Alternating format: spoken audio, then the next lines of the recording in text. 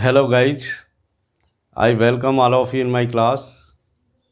आज की इस क्लास के अंदर हम हमारे पिछले वाले वीडियो का जो टॉपिक था उसी को कंटिन्यू रखेंगे। पिछले वाले वीडियो में हमने आर्टिकल्स के बारे में जानकारी ली थी और पिछले वीडियो में हमने ए और एन के यूजेज के बारे में चर्चा की थी। इस वीडियो के अंदर हम यूजेज ऑफ दी यानी जो डेफिनेट आर्टिकल है दी उसकी बात करेंगे। एक बार हमने जो कुछ भी पढ़ाया या जो कुछ भी पढ़ा हमने उसको एक बार हम रिपीट कर लेते हैं। जैसे पिछले वीडियो में हमने ये सीखा था कि ए और एन का यूज़ किन कंडीशंस में हमको करना चाहिए। तो डियर स्टूडेंट्स, यदि कोई वर्ड सिंगुलर काउंटेबल नाउन है और उसके प्रथम अक्षर की ध्वनि यदि कंसोनेंट में आती है तो हम ए आर्टिकल का यूज़ करते हैं, और यदि किसी सिंगुलर काउंटेबल नाउन के प्रथम अक्षर की ध्वनि यदि वॉवल वर्ड में आती है तो हमेशा हमको एन आर्टिकल का यूज़ करना चाहिए।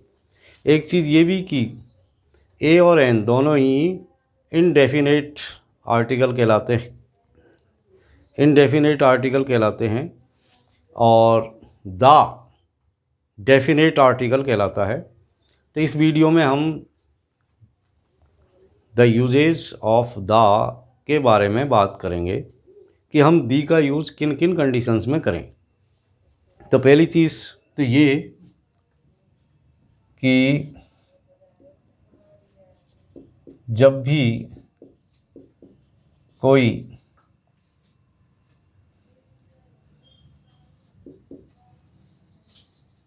सिंगुलर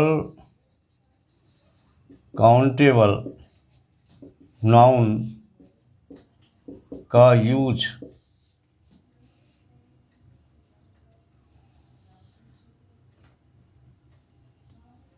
रिपीट होता है तो हम दी का यूज करते हैं।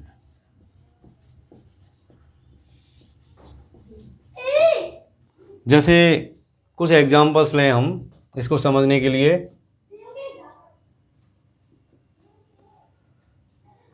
जैसे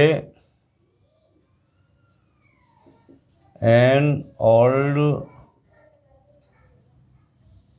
मैन लिव्ड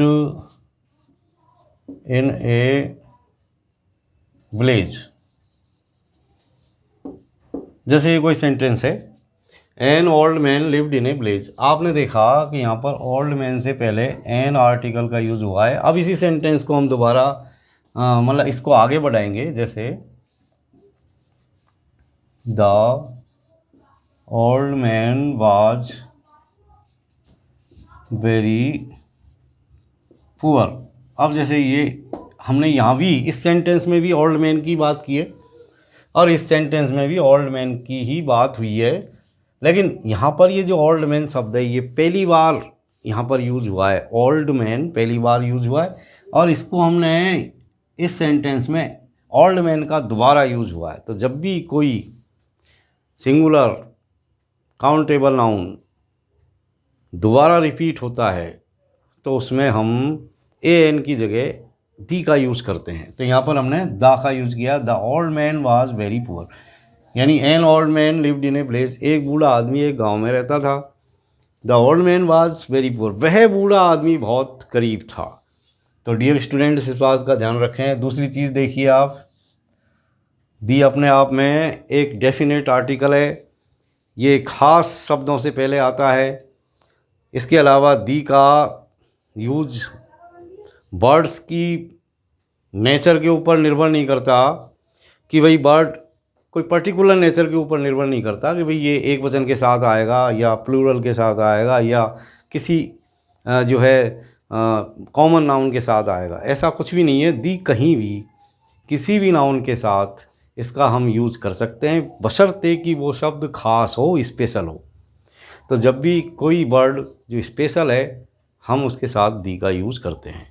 यानी दी के यूज़ में हम बिल्कुल फ्रीक्वेंट रहते हैं, किसी तरह की कोई पाबंदी नहीं होती, कुछ रूल्स हैं उनका हमको ध्यान रखना है, और वो चीज़ हम यहाँ पर देखेंगे। जैसे जितने भी नेचुरल फेनोमिना हैं, जैसे यदि हम सोलर बॉडीज़ की बात करें, चाहे अर्थली बॉडीज़ की बात करें, यानी ऐसी बॉडीज़, यानी ऐसे आर्टिकल्स जो आकाशीय हैं, चाहे वो धरती पर मिलने वाले आर्टिकल्स हैं, तो उन सब के साथ हमको दी का यूज़ करना चाहिए। यानी आकाश में जो भी चीज़ें हैं, जो भी सोलर बॉडीज़ है, उनके साथ, यानी आकाशीय पिंडों के साथ हम हमेशा दी का यूज़ करते हैं। जैसे स्काई है, तो जैसे आकाश में स्टार्स हैं, जैसे सन हैं, जैसे मून हैं, ये सब जो सोलर बॉडीज़ हैं, तो उनके साथ हम हमेशा दी का यूज़ करते हैं। इसी तरह पृथ्वी के ऊपर भी जो प्राकृतिक बॉडीज़ हैं, जैसे झील है, नदियां हैं, तालाब है, जैसे सागर है, समुद्र है, खाड़ियाँ हैं, पर्वत है, तो इन सब के साथ भी हम दी का यूज़ ही करते हैं। तो आप ध्यान रखें कि सभी प्राकृतिक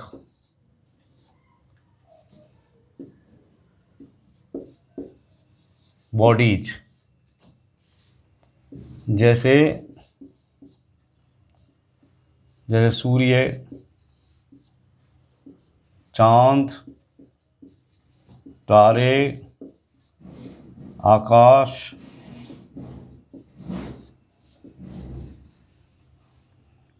इसी तरीके से जैसे समुद्र, नदी, जैसे महासागर,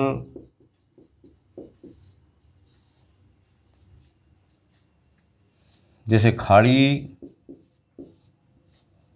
झीलें, इन सब के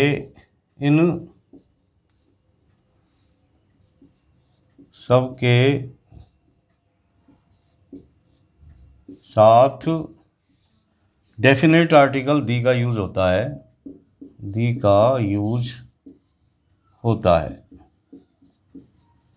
जैसे आप देखिए, जैसे सन, जैसे मून, जैसे स्टार्स, जैसे स्काई, तो इन सब के साथ में हमको जो है दी का यूज़ करना चाहिए। जैसे the sun, the moon, the stars, the sky, इसी तरीके से जैसे अर्थ, बे ऑफ बंगाल, जैसे अरेबियन सी, जैसे इंडियन ओशन, तो ये सब पृथ्वी पर मिलने वाले फेनोमेनन हैं, और इनके साथ भी हम दी का यूज़ करते हैं। The Bay of Bengal, the Arabian Sea, the Indian Ocean. तो डियर स्टूडेंट्स, जब भी आकाशीय पिंडों की या धरती पे मिलने वाले, पाए जाने वाले जो प्राकृतिक फेनोमेना हैं, उन सब के साथ हमको दी का यूज़ करना चाहिए।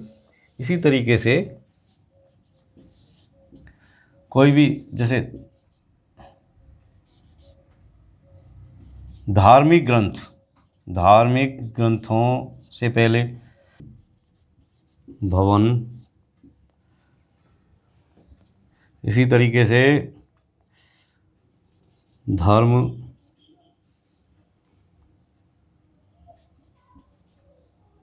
संप्रदाय,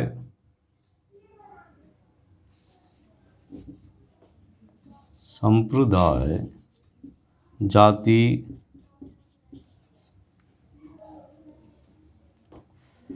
नागरिक मतलब किसी देश का निवासी, कभी कभी कुछ विशेष देश या विशेष देशों एवं प्रांतों से पहले,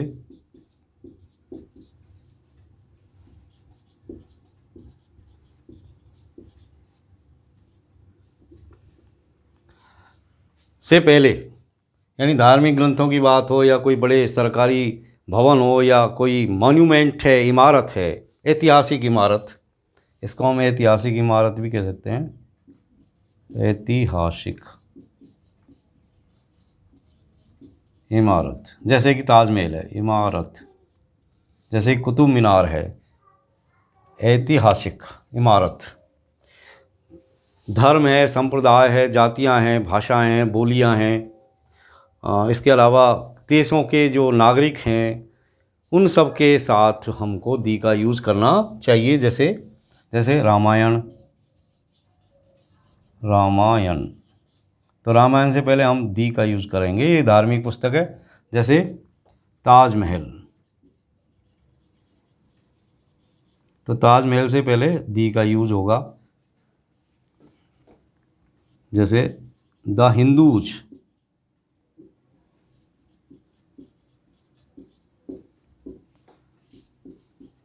द इंग्लिश, द फ्रेंच, ये सब देशों के निवासी हैं। द इंग्लिश का मतलब है कि अंग्रेज, यानी इंग्लैंड के रहने वाले लोग। जैसे द फ्रेंच, इसका मतलब फ्रांस के लोग। और कभी कभी कुछ विशेष देश जो संघीय ढांचे के होते हैं, जैसे यूएसएसआर है, जैसे यूएसएसआर, यूएसएसआर, तो द यूएसएसआर, यानी स्पेशली कुछ देश। और इसके अलावा जो भी आइलैंड है उनके साथ भी हम दी का यूज़ करते हैं। के बाद एडजेक्टिव आता हो, एडजेक्टिव आए तो उस एडजेक्टिव से पहले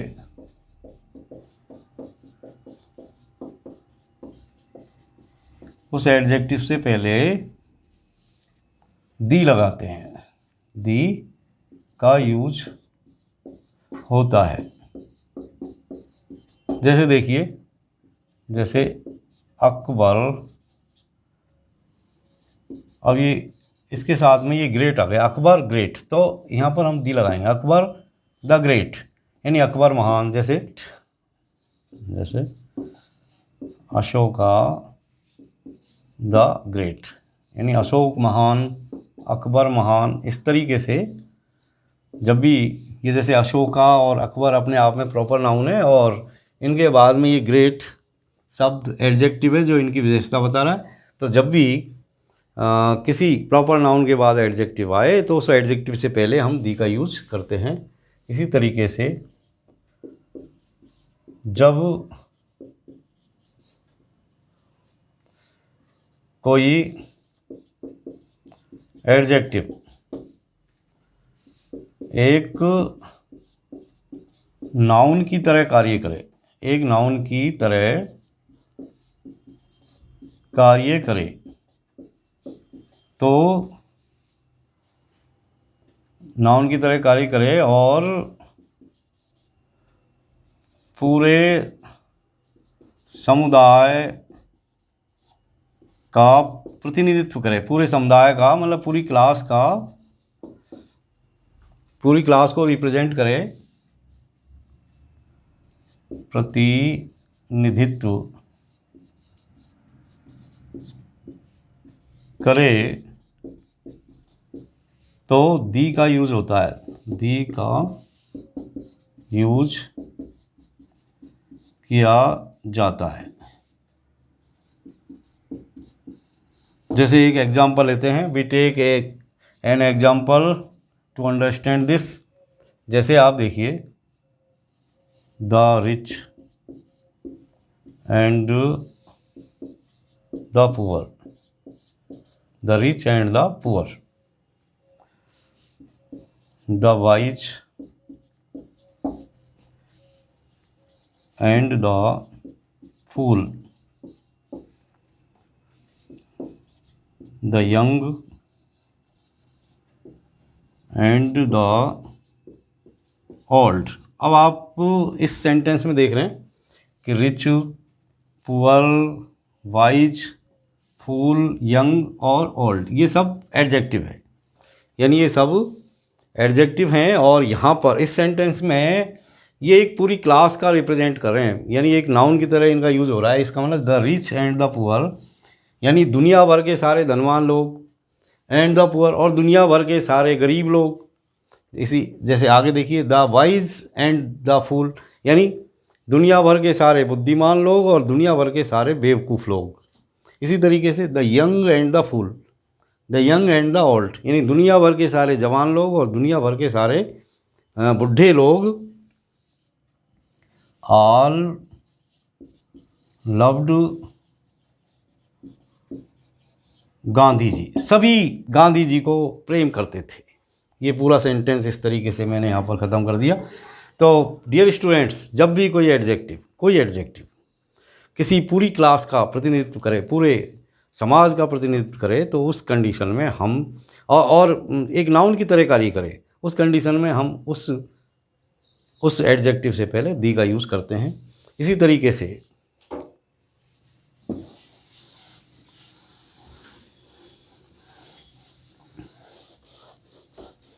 जब भी कोई व्यक्ति हो, चाहे वस्तु हो या स्थान हो, और यदि वो खास है,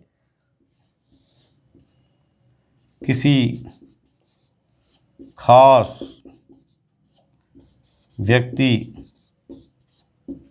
वस्तु या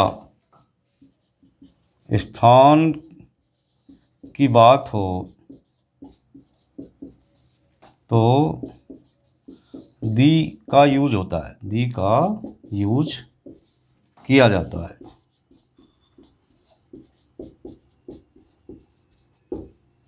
जैसे एक एग्जांपल लेते हैं, जैसे द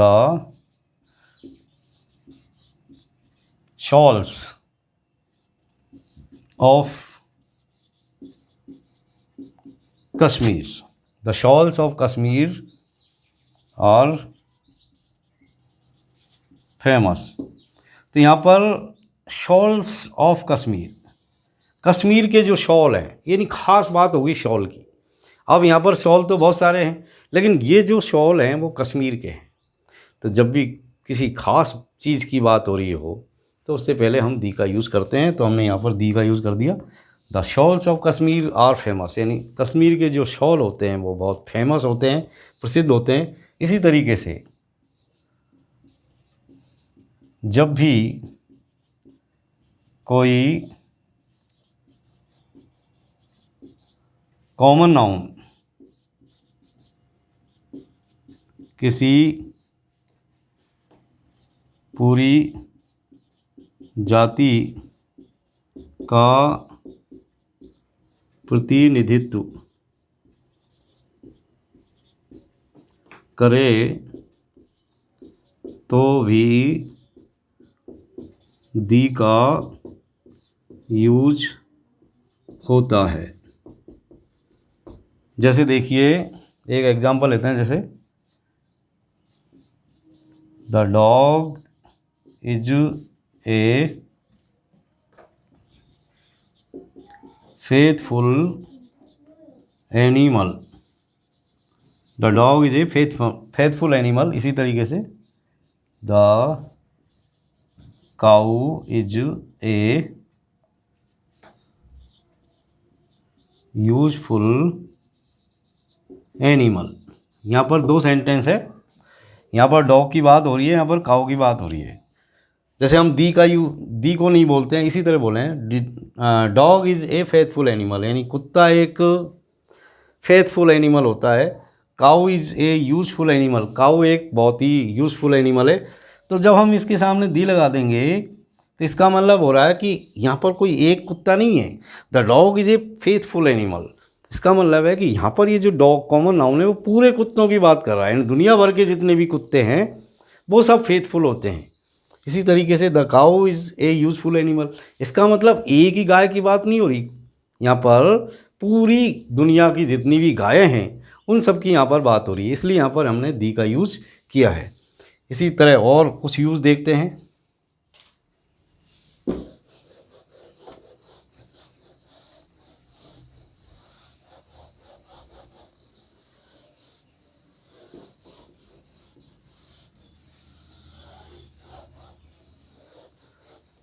इसी तरीके से एक आप कुछ एग्जांपल्स हम लेते हैं, जैसे the clerk and the cashier were present there. The clerk and the cashier were present there. इसी तरीके से एक और सेंटेंस देखिए, the clerk and cashier was present there. ये दो सेंटेंस है यहाँ पर पैरेलल में है आपके सामने। यहाँ पर आप देख रहे हैं कि क्लर्क से पहले दी लगा हुआ है और कैशियर से पहले भी यहाँ पर दी का यूज़ हो रहा है। यहाँ पर इस सेकंड सेंटेंस में हम देख रहे हैं कि क्लर्क से पहले दी का यूज़ है लेकिन कैशियर से पहले दी का यूज़ नहीं है। एक जो चीज़ आपने गौर की वो ये कि पहले सेंटेंस के अंदर वर का यूज़ हुआ है और दूसरे सेंटेंस के अंदर वाज का यूज किया गया है। तो इसको आप गौर से समझिए कि ये क्या जादू है कि यहाँ पर सेम सेंटेंस है, सिर्फ यहाँ पर हमने दी का यूज़ नहीं किया और सिंगुलर वर्ब का यूज़ किया है, यानी एक वचन की क्रिया यहाँ पर लगाई है। इसी तरीके से इस सेंटेंस के अंदर हमने बहुवचन वाली क्रिया का यूज़ किया है। तो प्रिय विद्यार्थियों, जब भी इस तरह के सेंटेंस आए और उनमें किसी प्रोफेशन की बात हो रही हो और उन दोनों ही प्रोफेशन, जैसे यहाँ पर क्लर्क और कैशियर दोनों के आगे दी लगा हुआ है, इसका मतलब है कि क्लर्क और कैशियर दो अलग अलग यूनिट है, यानी दो अलग अलग व्यक्ति हैं। तो दो व्यक्तियों की यहाँ पर बात हो रही है, यानी यहाँ पर क्लर्क अलग है और कैशियर अलग है। The clerk and the cashier were present there, यानी क्लर्क और कैशियर जो कि अलग अलग आदमी है वहाँ प्रेजेंट थे, यानी वहाँ उपस्थित थे। तो यहाँ पर दो व्यक्तियों की जब बात हो रही हो तो उन दोनों ही के साथ में दी का यूज़ होता है। और मान लीजिए इसी तरह के दो प्रोफेशन एक साथ में आ रहे हैं, एक के साथ दी लग रहा है और एक के साथ दी नहीं लग रहा है, इसका मतलब है कि वो दो व्यक्ति नहीं है, वो पर्सन्स दो नहीं हैं बल्कि एक ही पर्सन है। तो जैसे ये सेकंड सेंटेंस है, the clerk and cashier was present there, इसका मतलब एक ही आदमी है जो क्लर्क भी है और कैशियर है, यानी वो क्लर्क भी है और कैशियर भी है। तो इसका मतलब वो एक, यानी in this sentence we are talking about a single unit, a single man, that is clerk and cashier also. तो आप देखिए कि अब इसमें हम वाज का यूज़ करेंगे यहाँ पर। अब ये जो वाज है ये सिंगुलर वर्ब है, यानी एक वचन की क्रिया यहाँ पर कहलाई, क्योंकि यहाँ पर बात जो है एक ही व्यक्ति की हो रही है। और जब दो प्रोफेशन के साथ हम अलग अलग से दी लगाएंगे तो इसका मतलब है कि they are both different units, यानी वो दो अलग अलग व्यक्ति हैं। और हम उस कंडीशन में वर, यानी कहने का मतलब बहुवचन की क्रिया का यूज़ करेंगे। इसी तरीके से और कुछ एग्जाम्पल लेते हैं हम, जैसे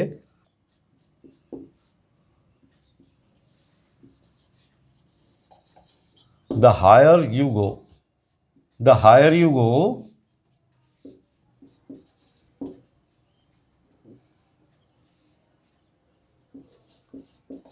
द वर्स यू फील, यानी जितनी ऊंचाई पर आप जाओगे उतना ही आप खराब महसूस करोगे। यानी जब भी हम दो एडजेक्टिवों की बात करते हैं और उन एडजेक्टिव्स के अंदर उनकी डिग्रियां यदि कंपेरेटिव है, यानी कंपेरेटिव डिग्री में जब दो एडजेक्टिव आते हैं तो उन दोनों के साथ ही हम दी का यूज़ करते हैं। जैसे कि ये the higher you go the worse you feel, यानी जितने ऊंचे आप, जितनी ऊंचाई पे आप जाओगे उतना ही आप खराब महसूस करोगे। What is the reason why you feel worse whenever you go higher? इसका एक कारण है कि जैसे हम ऊंचाई पर जाते हैं तो हमको जो ऑक्सीजन की सप्लाई है वो कम होती है, एक चीज़ तो ये। दूसरी चीज़ ये है कि जैसे जैसे हम ऊंचाई पर जाते हैं, पहाड़ों पे जाते हैं, तो वहाँ पर हमारा जो एयर प्रेशर है, यानी जो वायु दाब है, वो भी कम होता हुआ चला जाता है।